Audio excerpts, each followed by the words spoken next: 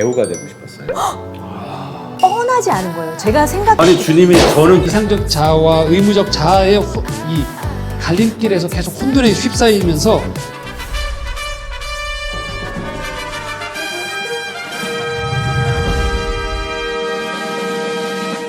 안녕하세요. 시네마 브런치. 저는 추상미입니다. 안녕하세요, 이무영 감독입니다. 반갑습니다. 네, 안녕하세요. 성현 목사입니다. 네, 오늘의 시네마 파트너 진정한 꿈을 찾는 여정을 그린 영화 네. 와일드 로즈입니다.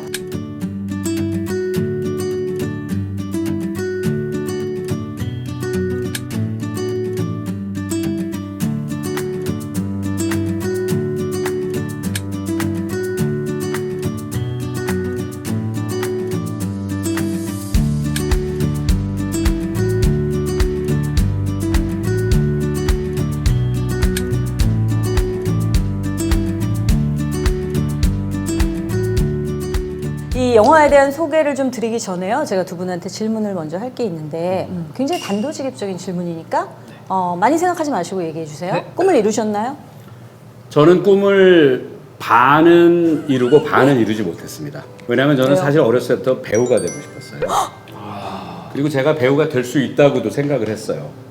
제가 나름대로 그 얼굴이 잘생긴 건 아니지만 한번 보면 그래도 기억하기 좀 좋은 그런 얼굴이다 생각하고, 그리고 제가 목소리도 저희 그렇죠. 아버지가 설교자죠, 목사니까 네네. 타고난 어떤 그 성량을 잘 물려받아서 뭐가 안 되냐면 네. 연기가 안 돼. 연기가 안 돼요. 가장 중요한 배우가 되려고 하는데 그래서 핵심이 빠져 있는 연기자로서 이제 좀 안 되겠다, 좀 실망하고 포기하고 나서 보니까 제가 그 이야기를 만드는 그 탤런트가 있더라고요. 네네네. 예전부터 저 글을 그래도 조금 쓸 줄 알고 그래서 이제 본격적으로 작가가 되겠다 생각하고 글 쓰고 또 감독까지 됐으니까 뭐 그야말로 절반은 네. 실패인 것 같지만 또 절반은 이룬 것이 맞는 것 같습니다. 연기가 아직도. 안 된다니까. 네. 그래요? 배우가 근데 연기가 안 연기는 돼. 굉장히 후천적인 노력에 의해서 할 수 있는데 제가 되게 스파르타식 교육을 좀 시켜드릴게요. 그러면 이제부터 우리 추상미 씨께서 저를 좀 스파르타식으로 교육을 시켜서 네네. 재도전을 해볼까요? 네네네. 이제? 지금이라도 한번 도전하면 애써보도록 굉장히 하겠습니다. 멋진 인생 불러주시면 네, 누구든지 네, 찾아뵙도록.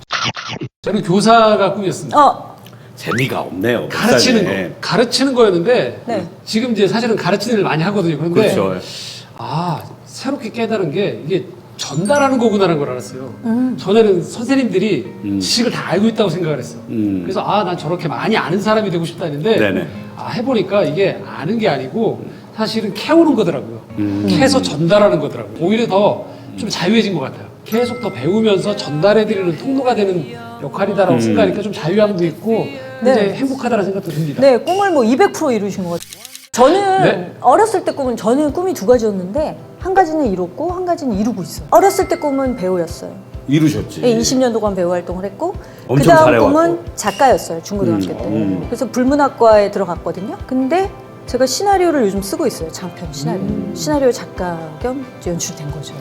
아니 주님이 저는 배우 안 시켜주고 우리 추상미 씨는 배우도 되게 해주고 작가도 되게 해주고 이게 너무 불공평한 거 아니에요? 오늘의 와일드 로즈 영화는 이 와일드 로즈 이 영화를 만든 감독은 이제 탐 하퍼라는 사람인데 텔레비전 프로그램들을 많이 만들었어요. BBC에서 그 전쟁과 평화라는 뭐 누구나 다 알고 있는 예. 그 시리즈를 연출을 했고. 유명한 감독이네. 근데 재밌는 건 이제 사실 저도 이 자료를 찾아보고 좀 놀랐는데 뭐 와일드 로즈가 사실 뭐 신앙을 아주 그냥 전면에 내세우는 영화는 전혀 아니잖아요. 그렇죠. 그럼에도 불구하고 이 영화를 만든 탐 하퍼 감독은 퀘이커 교도더라고요. 이 퀘이커는 우리나라에는 뭐 그 종파로 들어와서 무슨 자리 잡고 있지는 않지만 좀 더 설명을 해주시죠. 퀘이커가 이제 어떤 조금이라도 짧게 거기까지.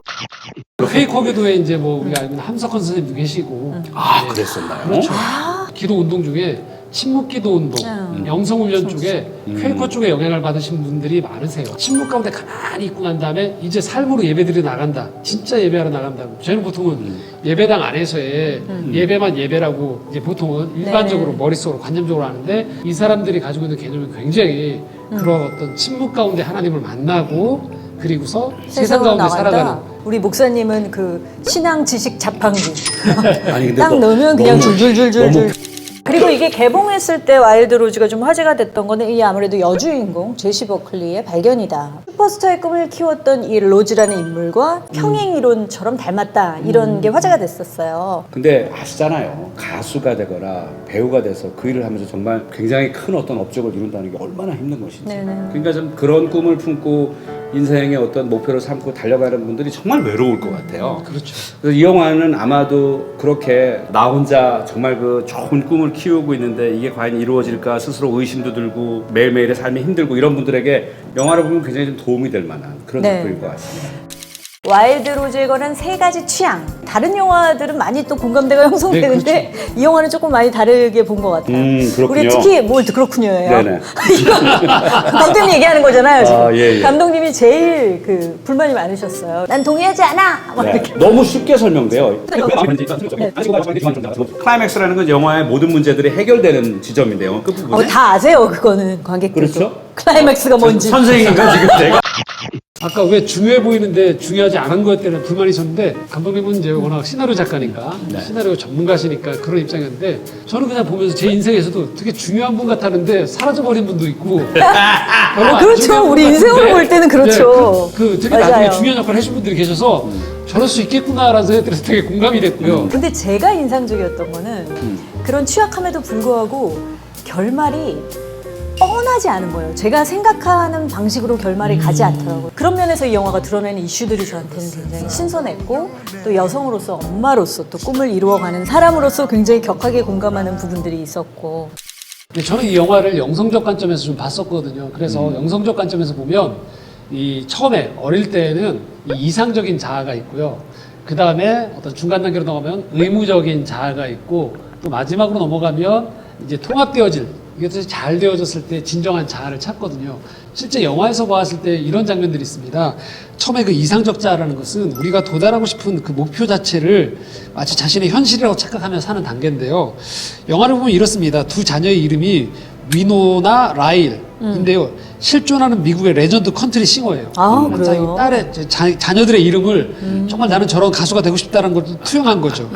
그리고 끊임없이 로즈는 내가 미국에서 태어났어야 되는데 이 아일랜드에 태어났다고 하면서 성조기가 그려진 두 권을 쓰고 있고요. 또 초반부에는 계속 끊임없이 헤드폰을 끼면서 노래를 들어요. 눈을 청소하면서 노래 듣고. 예, 현실이 네. 너무 남루해 보이는 거죠. 미국 땅에 가서 내슈빌에서 가수가 된다는 이상적인 자아를 꿈꾸는 거예요. 네. 이때는 주변에서 어떤 소리를 듣냐면 너는 왜 애를 안 돌보냐. 그래서 짐승 같은 인간이다. 헛꿈꾸지 말라라는 비난을 받아요. 하지만 이제 두 번째 이제 감옥에서 출소하고 난 다음에 막다트리는 현실은 의무적 자아인 거죠. 내가 이걸 다 해내야 되는 거예요. 엄마로서 정체성의 답답함을 느껴요. 네. 자신의 엄마에게 도움을 요청합니다. 그쵸. 엄마 빵집 20년에 만족할지 몰라도 난 안 그래. 날 좀 도와달라고 해요. 근데 엄마가 뭐라고 얘기하느냐. 애들의 존재를 받아들일 준비가 안 돼 있으면 넌 가망이 없다라고 얘기해요. 아주 맞아요. 따끔하게 얘기해요. 그래서 이때 그녀는 이상적 자아와 의무적 자아의 이 갈림길에서 계속 혼돈에 휩싸이면서 영화에서 자신을 트랜스젠더 같다라고 이렇게 표현하기까지 하죠. 하지만 네. 이제 영화의 맨 마지막 지점으로 넘어가면 이 진정한 자아로 넘어가요. 그래서 이 이상과 현실 속에서 자신에게 맞는 정체성이 무엇인가, 일이 무엇인가, 어떤 만남이 나에게 진정한 의미의 행복을 주는가를 찾아가는 사람으로 점점 변해가는 과정이 있었고요. 그리고 저는 보았을 때 하나하나 이게 어려움이 찾아왔던 부분들이 또 보여져서 시나리오상으로는 좀 허술해 보이지만 또 심정적으로는 동의가 되어지는 면들도 또 맞아요. 있었던. 저는 여자고 엄마기 때문에 심정적으로 동의가 되는 부분이 많았는데 근데 진짜 누군가 그렇게 이상적 자아에서 의무적 자아에서 진정한 자아를 찾아가는 과정이 인간 모두에게 보편적인 자아 찾기의 과정이라고 얘기를 한 그렇죠. 거예요. 하나님이 우리를 아, 그렇게 그렇구나. 부르시는 거죠. 우리를 그렇게 부르시는데 실패할 때는 이런 거죠. 뭐 내가 내 동생을 돌보는 자니까라고 예, 가인과 아벨이 그렇게 이야기하듯이 네. 자기의 의무를 외면하기도 하고 네. 또 때로는 이야기한 대로 이런 무수한 과정을 통해서 진정한 자기의 참된 모습을 찾아가는 게 이 성경 안에서 모두가 그렇다고 얘기하진 않아요. 하지만 진정으로 하나님은 우리가 이렇게 통합된 자기 스스로를 찾아가기를 원하시는 거죠. 네, 이 네. 영화를 통해서 그런 단서들을 좀 발견하실 수 있을 하나님 것 같습니다. 안에서의 자아 찾기의 과정. 네, 네, 네.